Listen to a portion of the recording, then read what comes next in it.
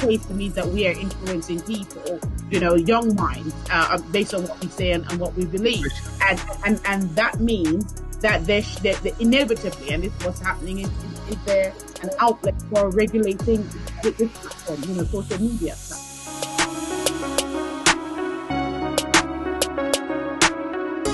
But at the same time, if you just have one talk show, we're talking about this talk show where a host has a platform which is just directed to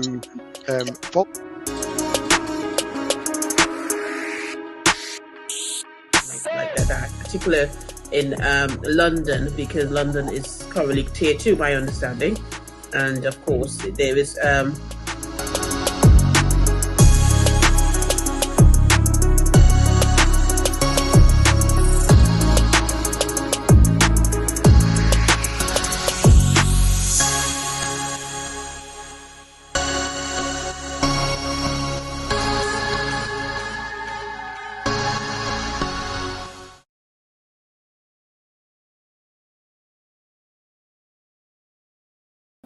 Okay, good evening, ladies and gentlemen. Welcome to the late one with yours truly, Sylbourne City, and it is the 14th of the 1st.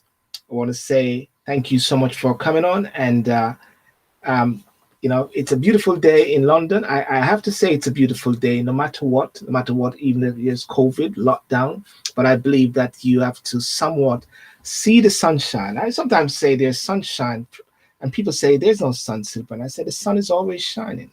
Sun is always shining. It's just that it is beyond the clouds, and therefore that's the way to look at things. So, without further ado, ladies and gentlemen, tonight, another evening of In Review. The news is very interesting. There's always something new in the news, but of course, the development with COVID, development what is happening in America, and the lockdown, and so that is really what it is really about, based on what the news is saying.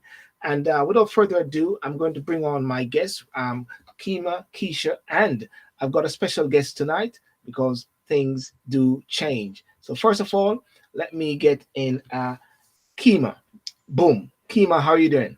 I'm okay. How are you still? I'm cool in the Malibu, chilling, rapping on the microphone stand. Ain't no jiving. Anthony, who's coming in later, says, Sylbourne, you need to do rapping and singing and stuff like that.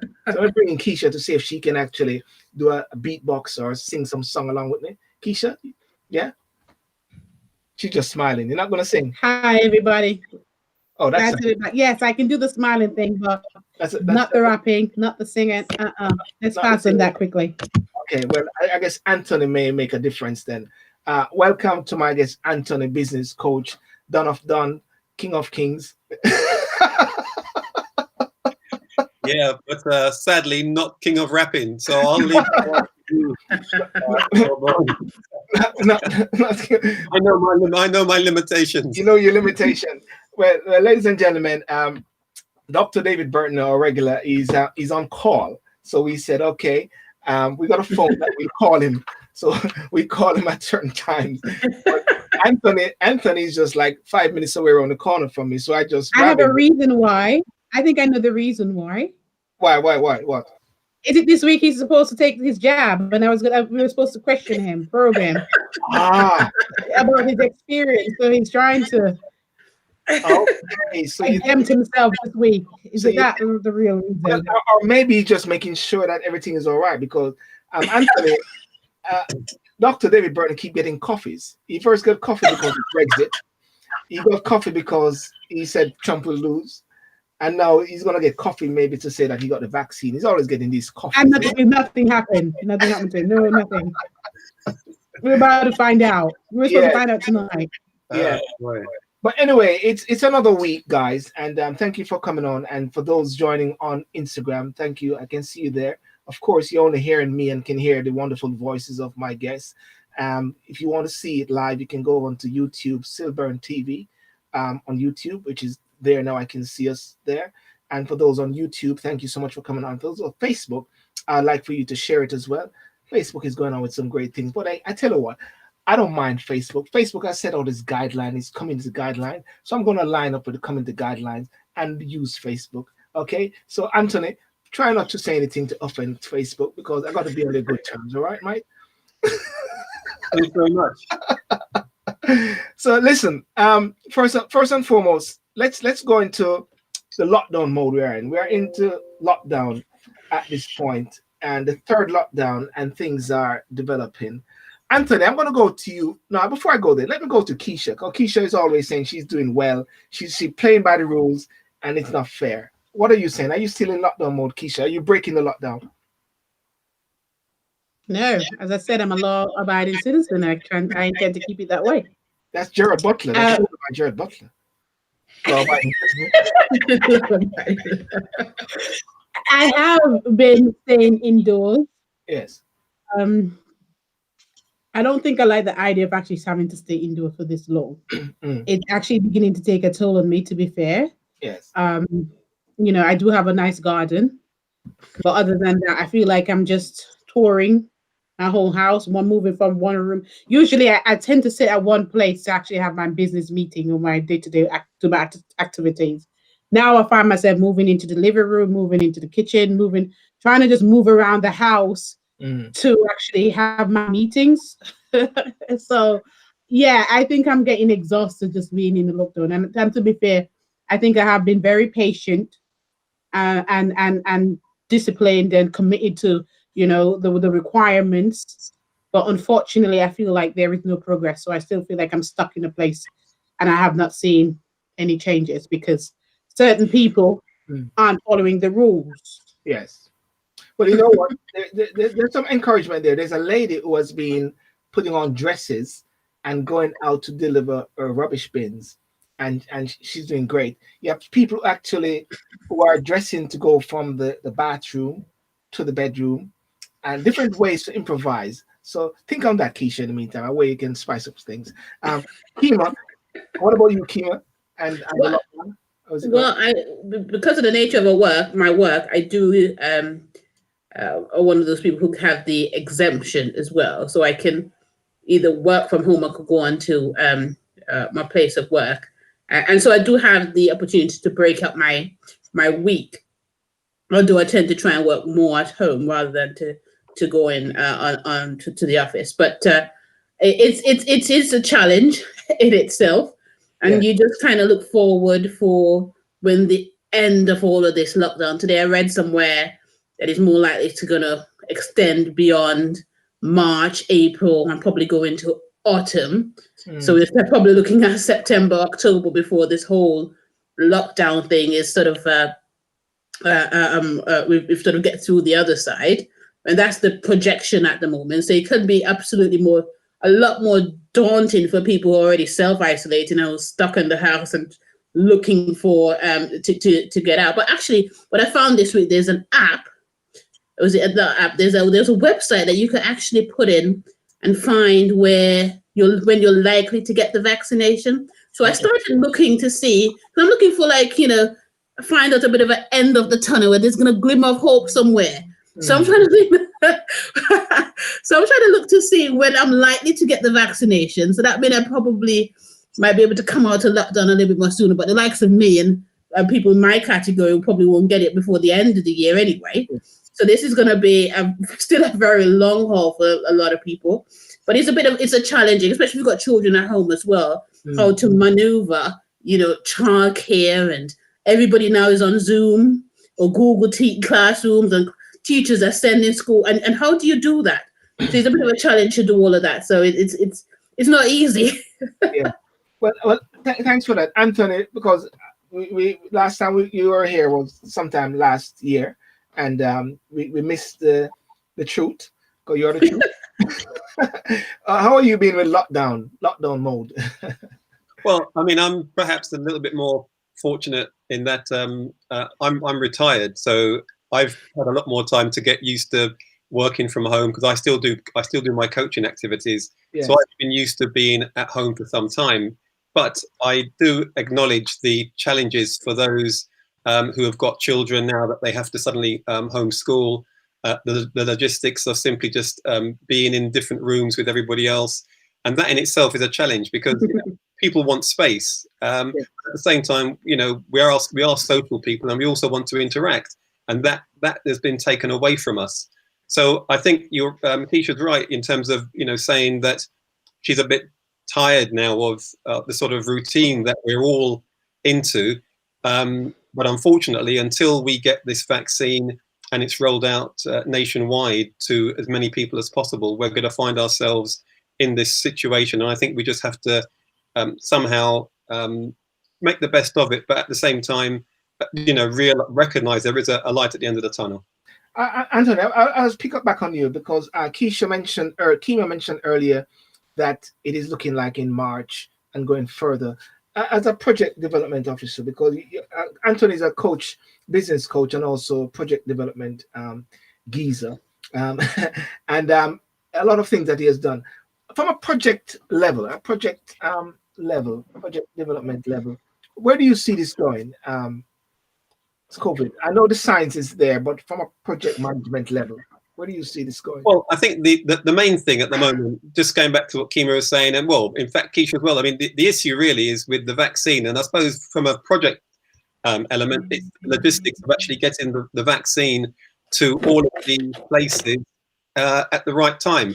And clearly, we're now looking at pharmacies, we're now looking at a number of different other options where the government are trying to get the vaccine administered. So that's really where the project planning is really going to have to be critical, because what you don't want is one area. For example, I heard today that the Midlands is quite in terms of the vaccine levels, quite high. But here in London, where we know there's quite a high prevalence of the virus, it's not as high in terms of the number of people who have been vaccinated. So we need to really understand and make sure that the planning is in place properly so that all parts of the country get the vaccine at the same time. Do we guys think then that the government, Keisha, I'll come to you first. You think Boris is on top of it, or he has a difficulty because the virus is elusive and they're getting things as it going, because you keep hearing each time that he's moving a bit slow. People are saying that actually should lock down a bit more. You're hearing that churches who are still having meetings, that why are we holding back? Why we keep delaying? Do you think the Prime Minister is a bit slow in being proactive, or is a very difficult situation he's in? So when the last time Anthony was on this show, right? I was going to say alluded to, but I think he made it quite clear that in his opinion, he thought Boris was incompetent, all right, in handling the COVID. And I remember clearly in that conversation, I was challenging him because I thought to myself, Anthony should be giving Boris some time to get it together and get things together.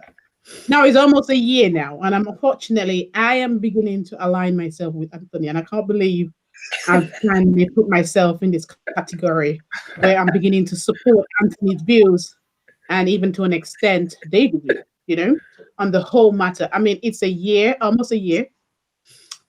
Where am I right now, being locked in? It's very exhausting being in this position. After almost a whole year, I think the government, these are senior advisors around him, very intelligent people, gifted people.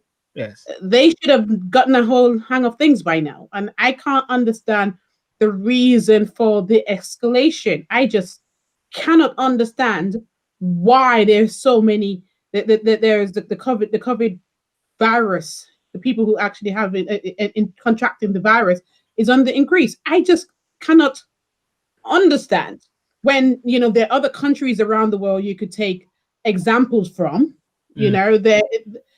I don't understand.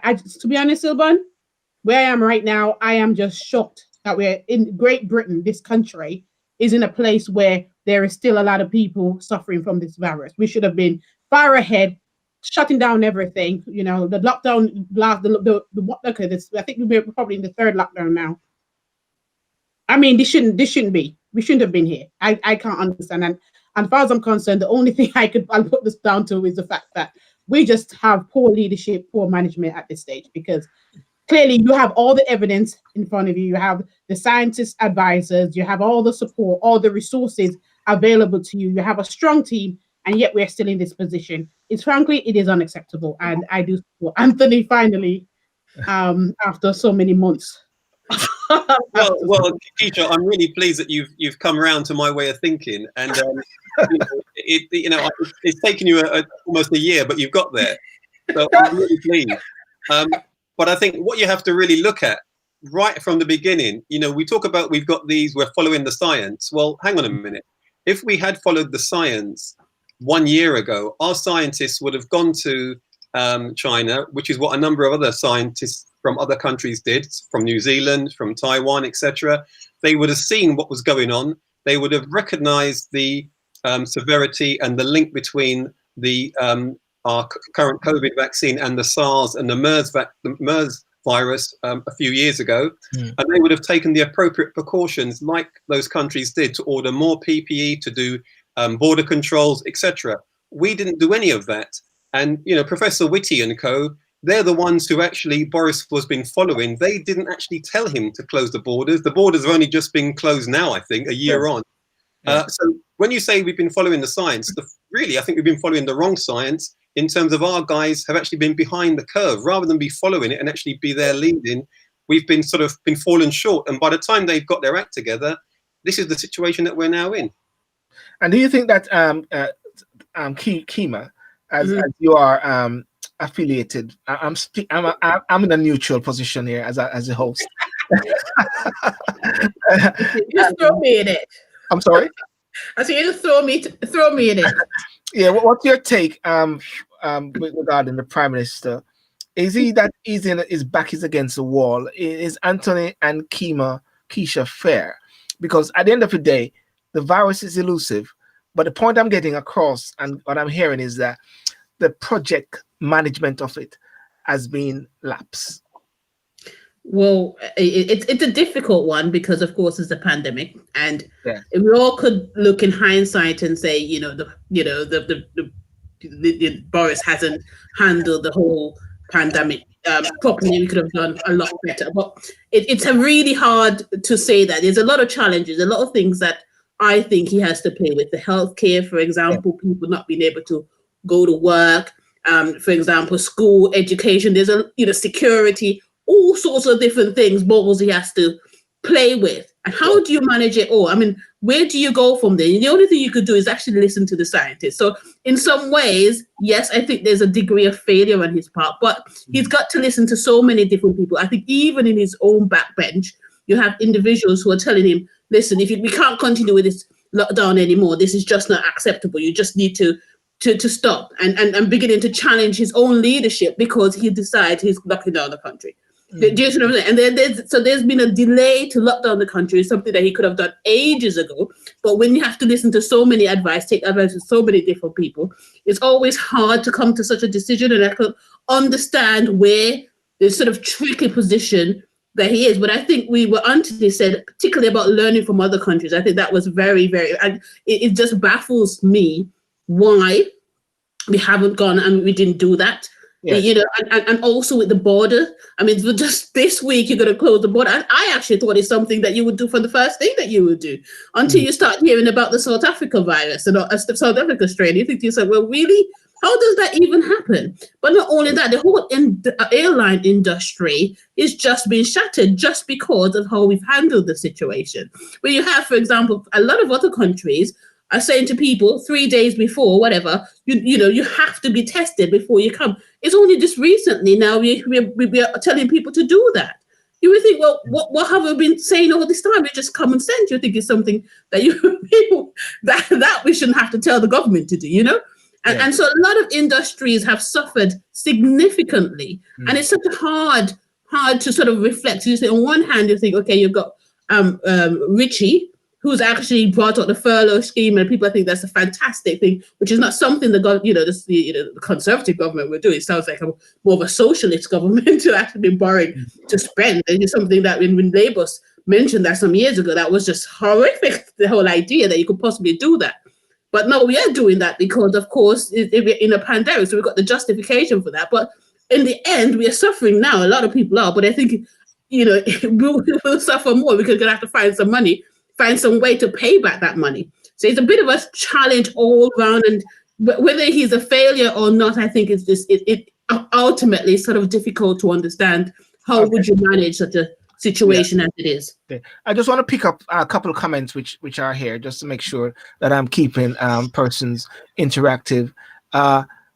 Someone said Bojo is taking his cue from across the pond. I believe he's alluding to President Trump. Herbert also said there's clear leadership, and as well, someone, Michelle Clark, is saying that it's called Agenda 2021. There's Anthony. Sorry, Sylbourne. I'd like Michelle to elaborate on that because I don't know what Agenda 2021 is. Okay, I hope it's not like a conspiracy theory because we might get in problems. But well, listen. Agenda 2021. I want to put it to Anthony. Anthony, on the news tonight, they were talking a lot about the news media shutting down certain voices. There was some camera people going into hospitals and saying it's empty. And they were talking up to different persons tonight to say that, what do you think? And I said, well, I'm confused because some are saying the vaccine is not here. Some are saying it's a COVID. Some are saying it's going to affect your immune system or whatever like that. What's your take in regard to these different voices? Do you think those voices should be shut down?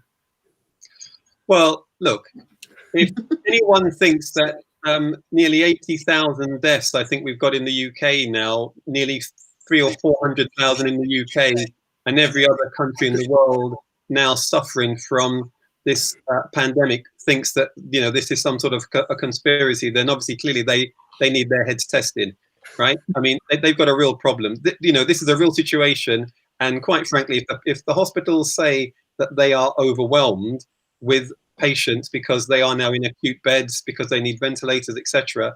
If people think that the government or the hospitals are trying to actually scare people, then clearly they are misguided, because people are now missing appointments for other more conditions such as the cancers, etc. Yes. And for myself, who is somebody who was recently diagnosed with prostate cancer, albeit not very severely, I'm one of these people who, fortunately for me, I've had my treatments and tests and I'm okay. But the hospitals have still been functioning, and clearly what the hospitals don't want to do is to completely have to turn people away because of people trying to put across a different view that in fact the whole thing is a conspiracy. So anyone who actually is saying that, quite frankly, they're doing themselves and the rest of the country and whoever wants to listen to them a complete disservice, and they're wasting people's time. We've got a real pandemic, we've got a real problem, and real lives are being lost because of it. And just to finish off on that point there, Herbert made a point there. Can you tell what science? Can you tell what science he has been following? Well, I think that has got to do with something from St. Thomas in Jamaica. If that's a joke, something about some other science there. But as you mentioned there a while ago, and Michelle can come back to her point as to Agenda 2021, the vaccine is now on the rollout. Anthony, I found out something, and I was talking to you earlier, that one of the reasons why the vaccine is up and running now within this period of time is because it is not like it is really, really new, but it is a development on what was already there. Can you elaborate on that bit there? Well, yeah, I mean, as people, right at the beginning, everyone said there was some conspiracy. Coronavirus was, they saw things on bleach bottles that had coronavirus, etc. So they're suddenly saying, where's this virus come from? Coronavirus, as all of these viruses, it's a virus which apparently, not apparently, has been known about in terms of its spread of a disease. What we found with COVID-19 is a variant from the SARS and MERS, which was obviously in South Asia many years ago. And what's happened is they've been able to look at the difference between that outbreak and the new outbreak, and they've been able to see significant similarities. And as a consequence, they've been able to come up with this vaccine a lot quicker than they would have done normally, because it's not as if they're starting from ground zero here. They've actually had experience from the MERS and SARS initiatives, and they simply learned from that, and they've been able to develop this one a lot quicker. Now, people might say, well, hang on a minute, it takes years and years. You're right, and I'm not going to say that in terms of the efficacy that they've had enough time to test, because they've only developed it in a year. So we don't know long term if there are any real serious side effects. We can't say that we've had 2 or 3 years of testing. However, I think the benefits must outweigh the need to not take it. I mean, you've got one option of a vaccine against one option of getting the virus. Do you want to play a chance and sort of say, well, I'll get the virus and hope that I recover?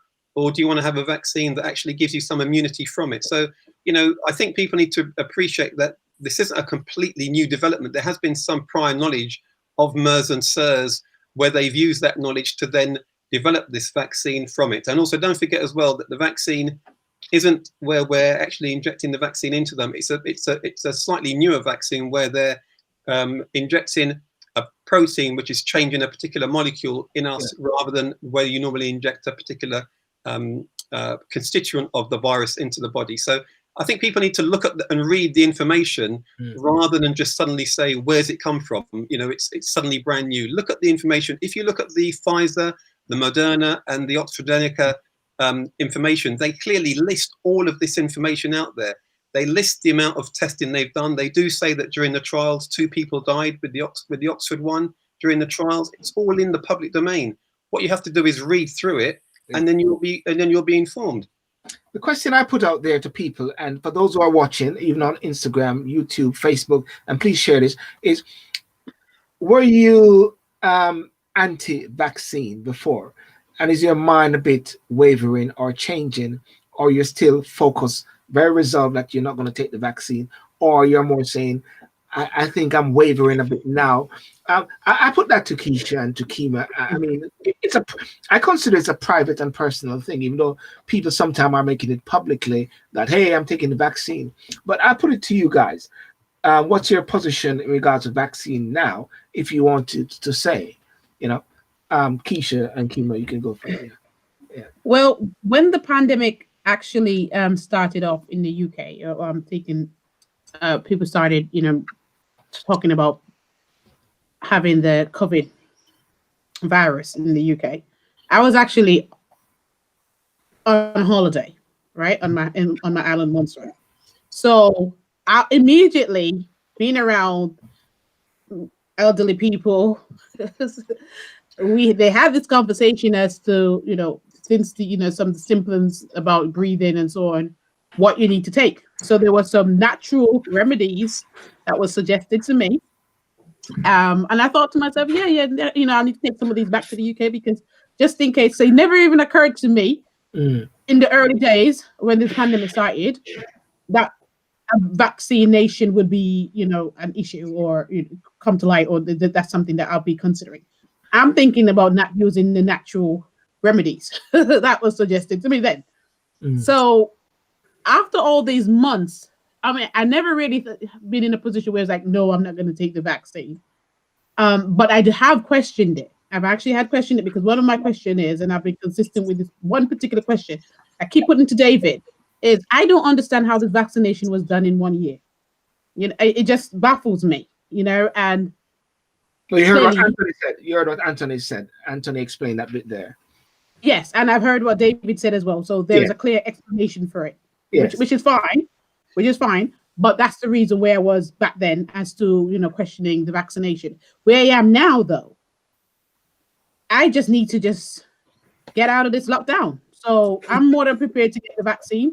As Anthony rightly says, you know, I've done the reading on you know, Oxford and Pfizer. So I've looked at their research. I've looked into it. I feel fairly confident about taking it. I mean, I'm taking the advice from, you know, our scientists here in Britain. You know, they would have actually done making sure they've been tested and sanctioned and everything should be is up to board. And just like on a day-to-day basis, you rely on your doctor to give you good advice. Yeah. So likewise, that's the position that I find myself in at the moment. So I'm not questioning the vaccination at all. I just need it so I could get on with my life right now. So you want to get on with life, and you believe that the vaccine is something which is a way forward, because I believe. Yes, and I think it's the only alternative at the moment. Unfortunately, well, not really. Unfortunately, I mean, people still should have a choice whether they want to take it or not. You shouldn't be taking away people's choice. So you know, or they should look at the facts themselves and educate themselves and decide whether they want to take it or not. But as for me, I'm in a position where I just need to move on with my life. I feel like my life is actually on hold at the moment. Yeah. And the only escape right now is that vaccination. So I really do need it to. Okay. So what you're actually saying is that when the roll is called up yonder, you will be there. Oh yeah, but I mean, I'm not going to be first in line. That's why I need. Well, trust me, there are 3 I'm definitely million. no first in line for that miracle, but you know, I'm definitely on the list. There are 3 million people before you already. Exactly. Keima, what's your take on that? Well, it's interesting, and I think the very point is you've got to ask around. You know, it's really weird because I think the Queen has the vaccination, and I think they were saying they didn't want to tell anybody which vaccine the Queen took. And for me, that kind of raised a little bit eyebrow because I'm thinking I need to know which one is the best one, and I need to ask the right question. So where I am at the moment, I'm asking my friends and colleagues and who's taken it, who are going to take it, what are they taking, what their advice is. That's what I'm asking around. Whether I take it or not, as I said, I know a couple million people have already taken theirs, but I think by the time it get to me, I think a lot of people would have gone through the process, and so I would think I'll be a lot more comfortable at that point because a lot of people would have already been there. So it's I'll take it at that point. Yes. And Anthony, I think I know your position already, but you can just elaborate on that bit, if anything. Yeah. I mean, just I would take it immediately if it was offered, simply because if they're prepared to give it to the Queen and being prepared to give it to people like Joe Biden and all the rest of it, we're not talking about a product that hasn't been tested. I mean, as Keima has said, if the Queen has got it, you can be damn sure that thing has gone through some serious testing.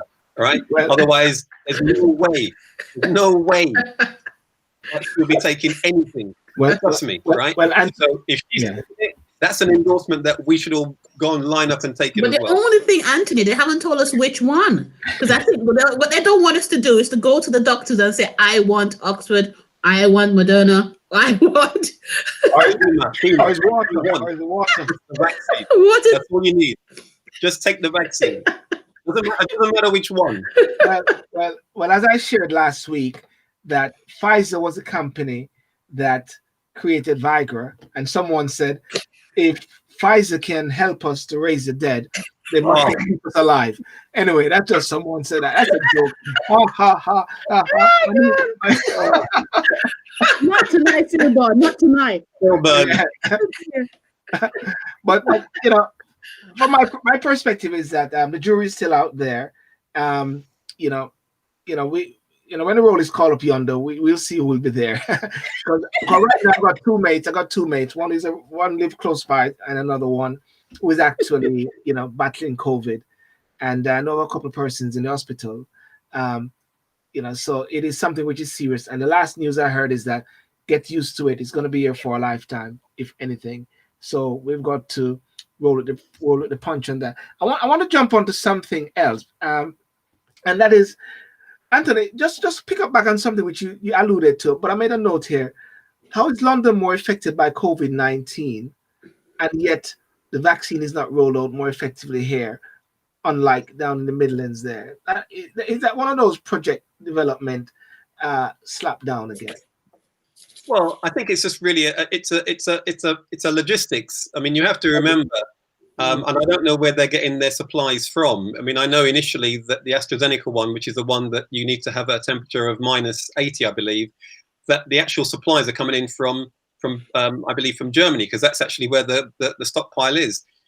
So I don't know if it's a logistics thing, and then when it comes into the UK, where it's actually being supplied from in terms of how that's being managed. But for me, that just comes down to basic logistics. And I say basic and I appreciate this isn't a normal logistical way that something will be rolled out, because it has to go to the whole country. So I think it's the question of really someone needing to really take a grip in terms of, okay, well, how are we actually managing this? Do we need to go to the areas first that have the highest prevalence? So we know that London is quite high.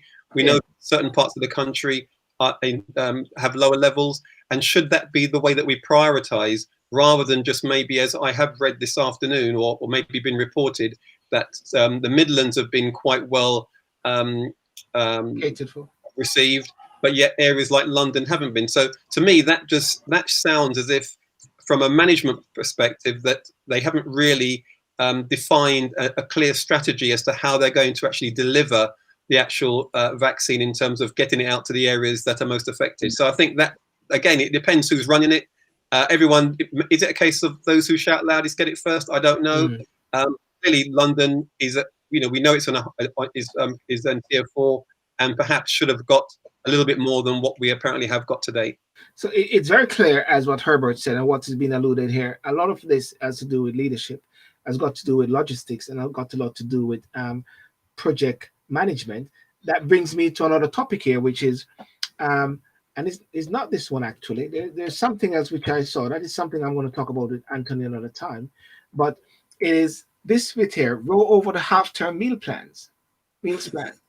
And you may, I don't have a picture of it, unfortunately, but there was some half-dead food that was given to young people, and that was really ridiculous. I mean, how can that be? You saw half-dead banana, half-dead carrot, half-dead. That it's supposed to be £30 worth. Anthony, that's what I was saying. You said £30. You were saying £15. Well, Keima, I double checked this before to make sure when I was talking to Sylbourne earlier, and the package is meant to be £15. All right, okay. Well, I read somewhere it's £30. That's what it's supposed to worth anyway. Right. Okay. Well, I mean, you've seen 30, I've seen 15, but I suppose the bottom line is that the actual quantity of food that's been in those packs has obviously been derisory, and clearly there's been a failure of management there.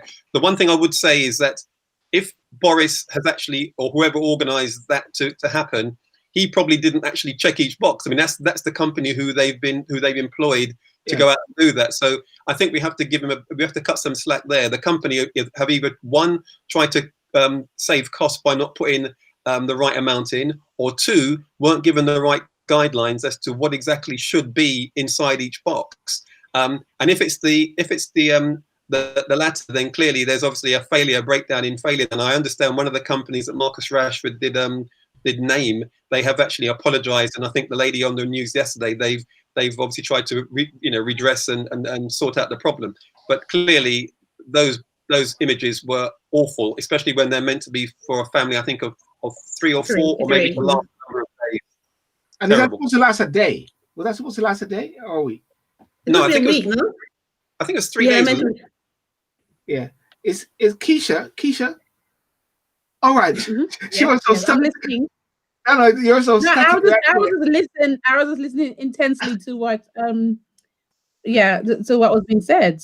I'm just appalled by it, frankly. I just can't imagine that during a lockdown where children have to stay at home, learning at home, and then you have an agency contracted by the government. They thought that this is what children in Great Britain deserve. You know, it's really sad. How do we get to a place where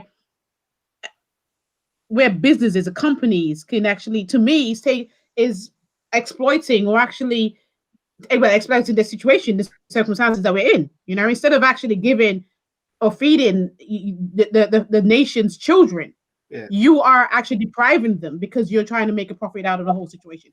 I do not understand the rationale behind that again. I love to hear your mother's view, and your mother's view as she's in the restaurant catering business. What looking at that, how much would that cost? You know, but it shows again a complete disingenuous way, because Marcus Rashford has been really pushing this thing. And it's like a slap in his face again at the same time as so it's happening. I mean, children now are having a tough time. I was watching the news a while ago in regards to the whole lockdown thing. And I think it's very important. There's a gentleman who said, happy to announce that I have a new job. My title is Children's Technical Support Team. Role to provide access to hardware, software, Zoom, Google Meet, Google, Microsoft. Additional responsibilities, pastoral care, homeschool dinner, comfort provision, blanket, cushion. Salary, £0. In fact, I have to pay for this job, he said. Prospect, burnout, reporting to eldest daughter. You know, I think Anthony, the whole thing with this now and with children at this point, because the children are at this cutting edge. Children are going to school now because their parents are maybe on and our local school up there just said recently that they are not getting fresh vegetables. I mean fruits. So they're saying to parents, you know, make sure you send the children who are from key workers with some vegetables. It's like they are left in this whole thing to strive for themselves in a difficult way. Well, yeah, I mean, look, my daughter's a teacher, and she's having to juggle many different tasks right now. As are a number of people, as are the parents themselves. But in her case, what I'm seeing is, she's having, as you just mentioned with that person's job, she's having to actually ring up parents to make sure that children, know that that's their class is starting. She's having to make sure that the welfare issues are addressed. She's having to make sure that she's obviously prepared work in advance. She's having to make sure that she marks stuff. She's having to make sure that she prepares for people who are in the sort of more higher age group where they've got exams. I mean, it's a hell of a responsibility, and all of this being put on the shoulders of people who aren't getting paid any extra, but yet they're having to really step up and try and support both the schools and the students at the same time. And you're right, in terms of the parents and the students as well, they're also under pressure because if they don't have the laptops, if they don't have the connectivities, they can't then attend the classes anyway. Yeah. Plus, if you're in a situation where you're in a one-bedroom flat, everyone's in the same place, you haven't got the space, everyone's on top of each other. So the whole thing is a nightmare right now, to be honest. And I think that people are trying to address this as best they can, but people need to eat, and if children are getting a banana and a can of beans to last them 3 days, then quite frankly, then that's just one thing they don't need to worry. They shouldn't need to worry about. Yes.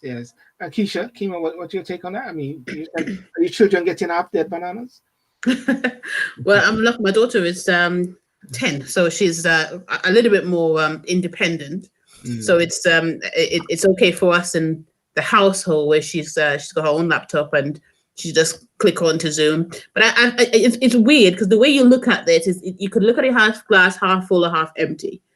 Some of the skills that some of these children are having to learn at the age of 6, 7, 8, and 9, they probably wouldn't have learned that if we had the same classroom situation, because everybody now has to get onto Zoom.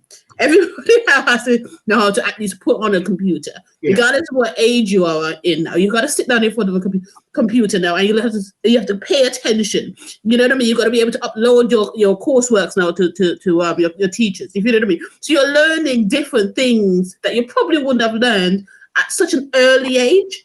So there's a bit of a benefit there, and you can see that. But of course, there's a lot of children who are going to be disadvantaged and who will come out of this behind because, one, they don't have the family support or aren't able to go to have extra tuition. So there's a lot of children who are going to fall behind. And also, if they don't have the laptops, they don't have the technologies, they haven't got somebody at home to support them. If mom is working and holding down a job, mom might not be able to spend some time to make sure the child is actually learning. So there's a lot of challenging there. Yeah. So it's good, in some ways, you hear some people say you might as well put a line through this year and have all the children repeat again next year. No, of course, if you're middle class parents, you don't want that because your children would have probably have your extra tuition and you're already, you know what I mean? So you can see more division. You're going to have the middle class children go far ahead and the children who are working class who don't have that support are going to fall behind. So you can see, and this we're not going to be able to see. We wouldn't see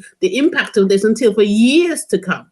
You see, so this pandemic has brought so much different challenges, to people and lives and livelihoods, and it's going to be really interesting to see how we come through the other side of this. Well, there's one of the guidelines from the government is that the government has told schools not to provide free meals to eligible pupils, families over half term, with food to be provided by councils under the COVID winter grant scheme instead.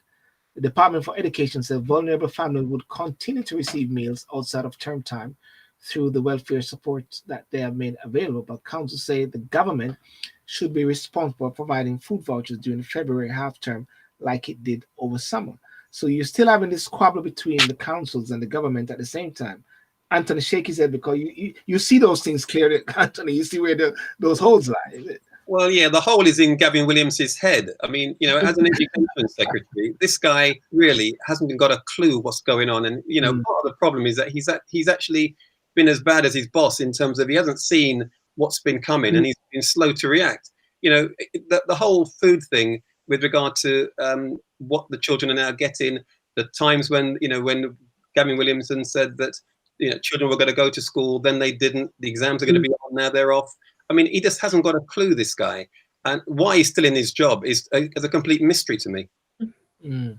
Yeah, Keima, Keisha, just want to pick up on that point, and then we move over to one of the most important. I think Anthony's in the sacking mood, but anyway, here you go again, Anthony. Another one. Another one. Yeah, I mean, I just want to touch on Keima's point around Keima was alluding to the inequality in the education system, that clearly this COVID pandemic is creating this disparity between the different classes within our society. And all I can only suggest is that all the parents, they just need to be creative at this time. It is very difficult and it's very challenging, having to, like somebody like myself, we're holding on a full-time job and having to look after a 6-year-old, for example. My sister talk about if the child is a lot more, older, they could get on and put on the laptop and get on with actually their learning.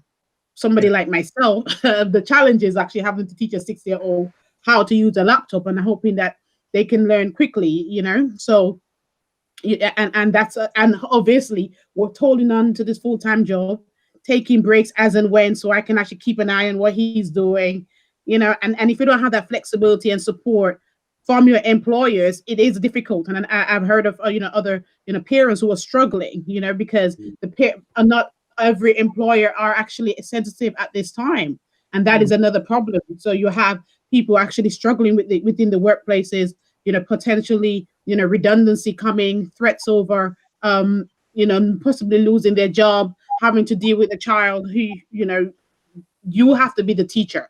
And what's very interesting is sometimes I'm teaching my son certain things, and my son will turn and say, "That's not how my teacher taught me." So I'm like, I don't have time for this, But but this is the reality of which we're dealing with, having to juggle so many different things at once and trying to stay above board.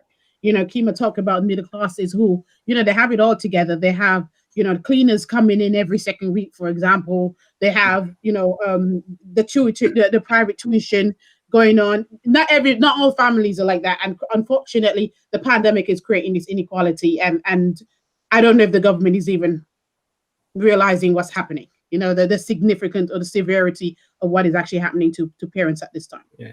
Well, it is definitely clear that the pandemic has taken hold in all different facets of society. And, this is happening all over the world. And one of the things which is also happening, I don't know if the pandemic has anything to do with it, but as you can see in the United States of America now, you've got the whole thing regarding impeachment. And ladies and gentlemen, I'm not saying this is the top topic of the night, but it's something which everyone has a view in regards to impeachment. I haven't put the I with a common I. Maybe there's a Anthony, Keisha, what's going on in America now? We can't seem to get that thing out of our head. Trump. Is it Trump or just impeachment now? It's incompetence. That's what it is. Is this a start of the Trump era? You mean the end of the Trump era? I mean, I'm just looking at what Herbert's saying about incompetence with what we've had here.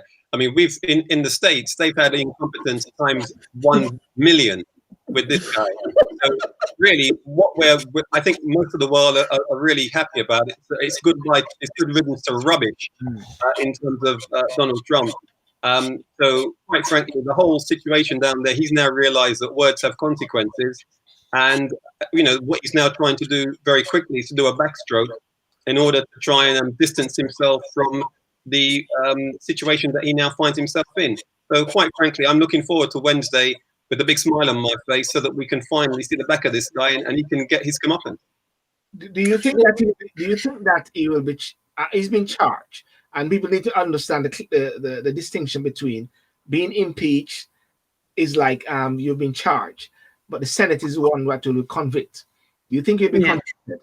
Well, I don't think he would convict. You know what? I spent my evening yesterday. I watched it, and I thought to myself, the whole thing it was a little bit boring, if I'm honest, to sit and watch, because the Democrats were saying the same thing, which is fine. And you probably had I think one or two Republicans who stood up and were actually for Trump.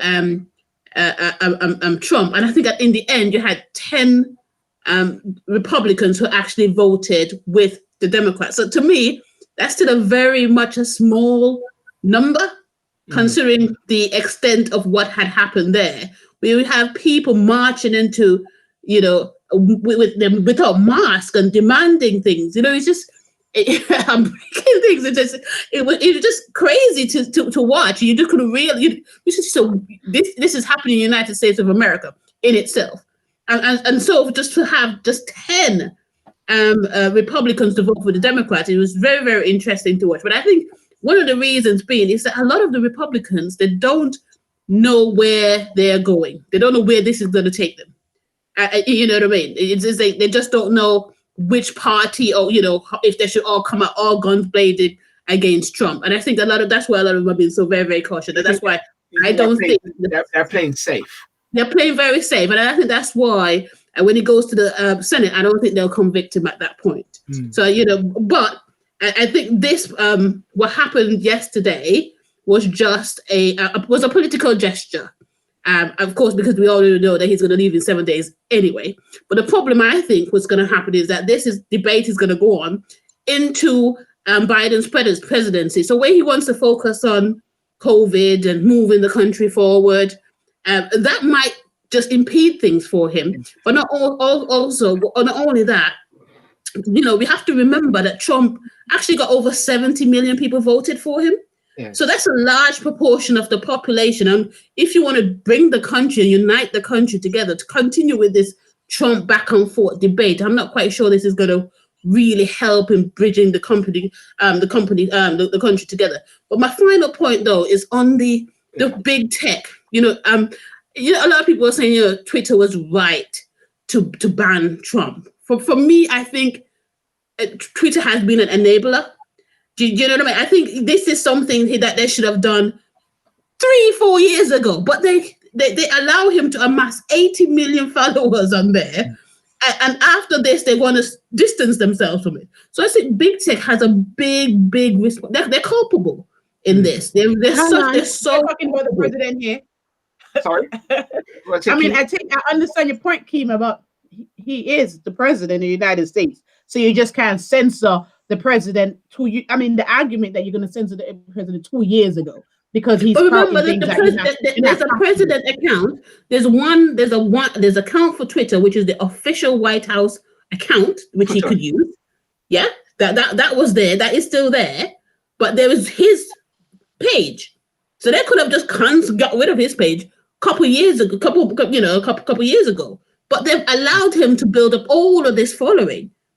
And to me, just coming out now it's just almost like you're separating yourself, and you pretty much was like a enabler of this monster in the way I see it. Yeah, I think the issue here on the big tech, if I'm honest, is a little bit of as you say, Keima. I think the issue is that big tech really, in terms of their safeguards, if they didn't think something was inappropriate, they should have really just clamped down on it hard from way back when, not just for Trump, but for anybody. Yeah. So you've had a lot of other militants who have actually been out there sprouting out loads of rubbish, left, right, and center, and they haven't censored them.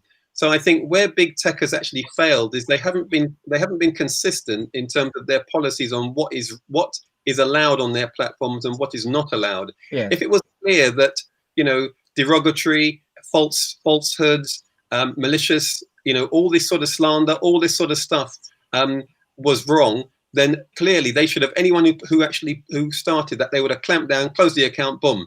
And then if Trump had started doing that, then nobody would have said anything that they were doing anything wrong, because they would have said, well, actually, we do it for anybody who actually communicates falsehoods or anything like that. But what they've done, as you say, you've rightly said, is they've let this guy, because obviously it's the fifth, America has this thing for free speech. They can say what they like, but clearly he's gone to a point now where it's not just the big tech are worried; they're worried about their brand and their involvement in this, and they're worried about the implication that actually, if there's a legal case against Trump or anybody, they could turn that they might also get dragged into it to actually be called. So, well, hang on a minute, you were complicit because you allowed him the platform to actually convey all this stuff. So I think that's the reason why all of a sudden you're seeing the backstroke by these big tech companies. They're suddenly realizing, you know what, our brand's being rubbished here. Let me just get out of this quickly while we can. Yeah. But could I put a spin to this whole thing, whereby the big tech companies actually is deemed to be aligned to the left, to the liberals, especially when it comes on to fact checking.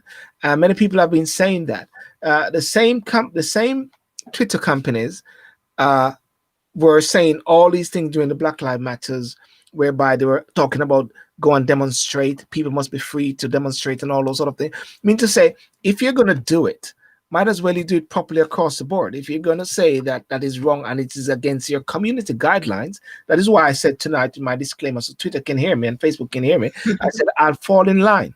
I'll just be nice. Only if Anthony goes off the rail, well, that's nothing to do with me. You know what I'm saying? So I just stay safe. Listen, like I just said, if you give clear guidelines right at the beginning that everyone has to follow, then everybody will follow them. You know, if you have somebody on there who is inciting racism or is inciting violence, you know, if you're clear that is inappropriate and you actually clamp down on it, then I don't see any reason why, you know, if Trump was doing that from 2, 3, 4 years ago when he first started, and they said, look, guidelines are this, you know, we respect the fact you're the president, but actually what you're saying is inappropriate. And if you continue with that type of language, we're going to have to close the account. Now, if they were consistent with everybody else, that's fine. And I think, don't forget, with Black Lives Matter, you know, there's a march and there's inciting a riot, which is what he then, you know, he actually did say, you know, you have to take things by force. He actually used the words, we can't stand by.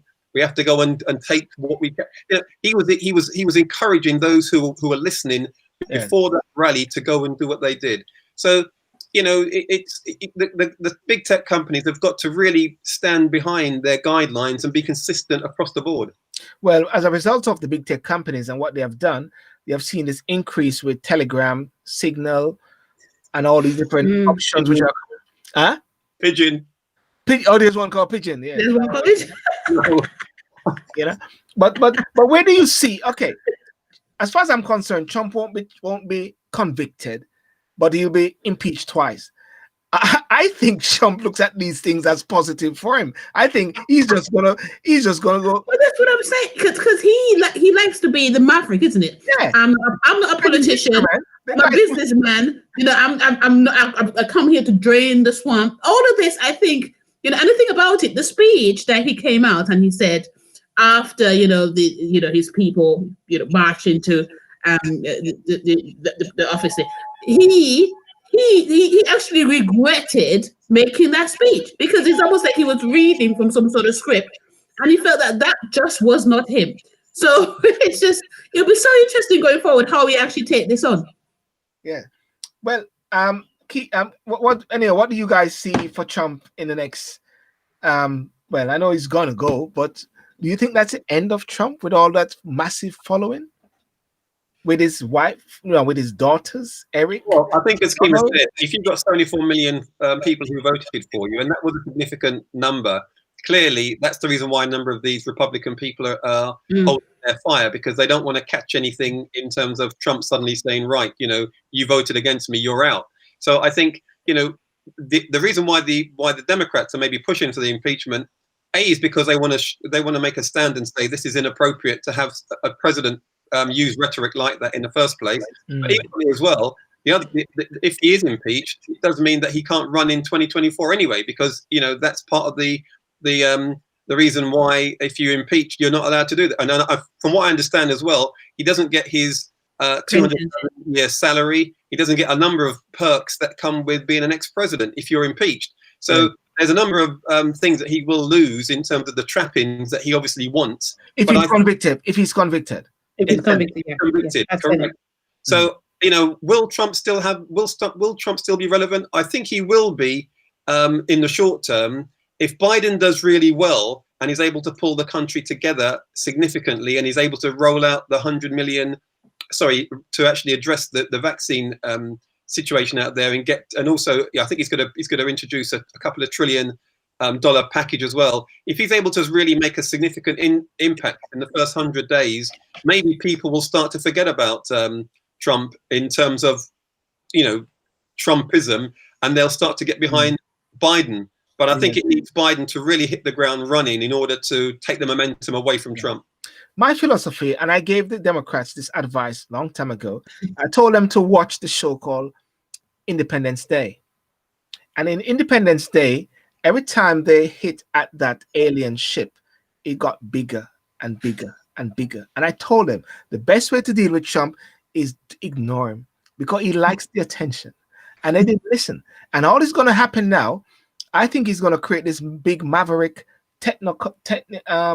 big media house to rival the likes of CNN and all those. Well, he's already losing contracts in New York. He's a businessman for years. He will diversify. He has to diversify because he doesn't have the one of the golf courses in New York, and he's losing a lot of contracts at the moment.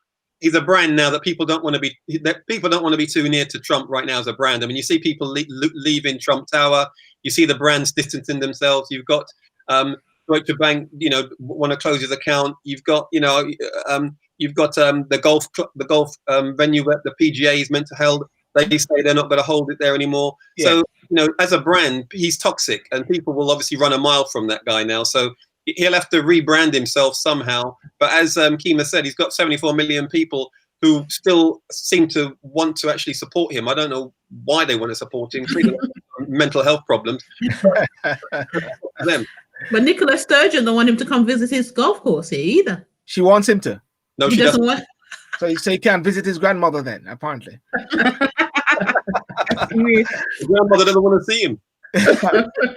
well, so anyway, so what do you see then for the Biden presidency then? I mean, I think it's going to be there needs to be a quietening down in America.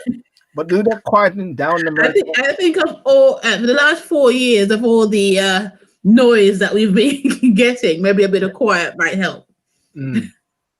Well, let's hope that's happened. Well, guys, listen, I want to thank you so much for coming on. But remember, Jamaica has reggae month in February, just to let you know.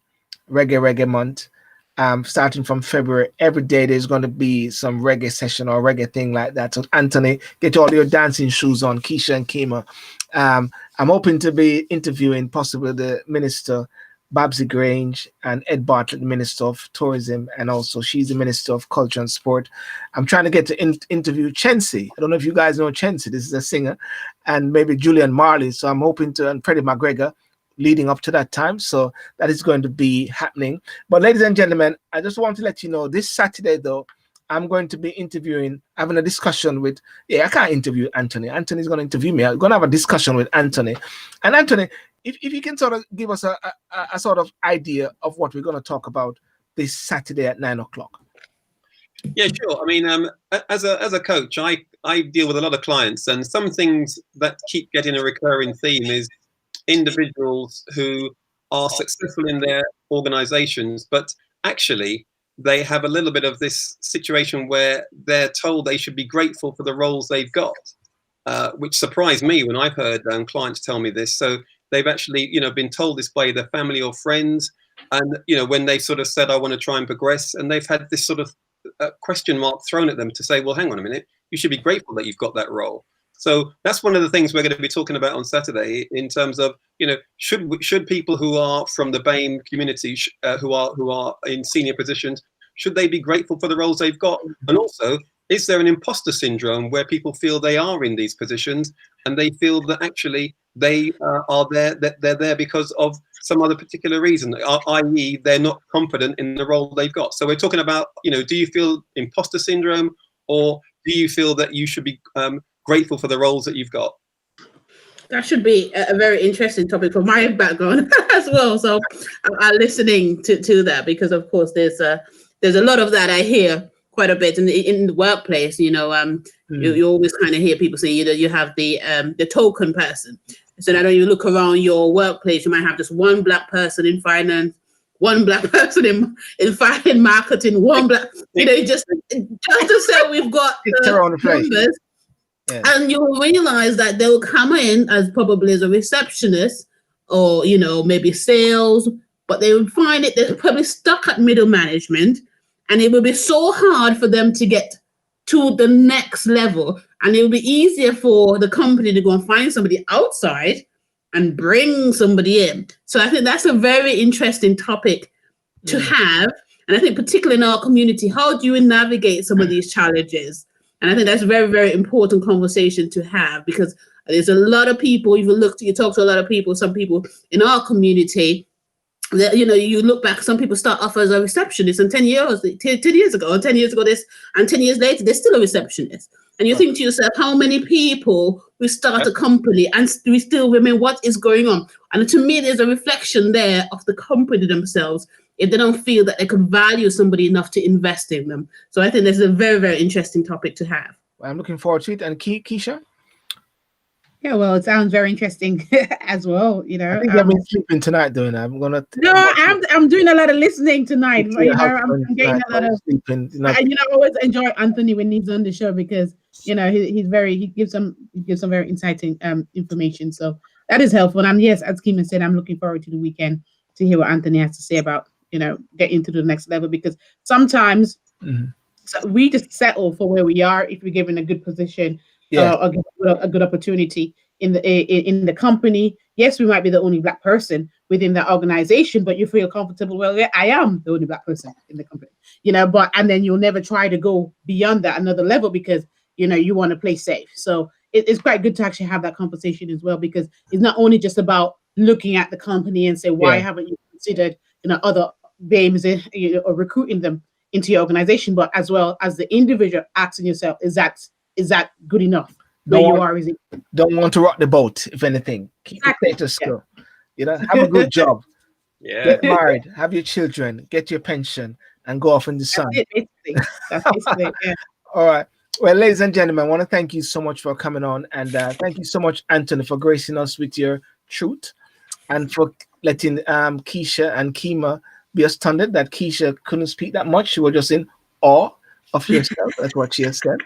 I don't want to say I'm horrified, but I can't believe I actually brought myself to the place where I actually agree completely with Anthony regarding that. Wow. Not happy about it, but hey, I have to. What can I say? Well, Lorna Foster said good night, everyone. She's playing catch up, so she's going to be on the naughty steps because she just came on. Lorna Foster there. And remember on Saturday night, do tune in at 9 o'clock. And Sunday, I'll be doing some interviews someone regarding Jamaica. And Tuesday, I'm coming back again with Coach Chris Brown, where we're going to look at some motivational tips while people are in lockdown. And that is going to be very, very interesting. So thank you very much. Have a good night. And may God bless you and keep you. And may his face shine upon you. And may he give you peace. Peace. Okay? Awesome. Okay. All right. So, ladies and gentlemen, I want to thank you so much for coming on, and you have a fantastic night and all the best. And let me just complete the show by just doing this.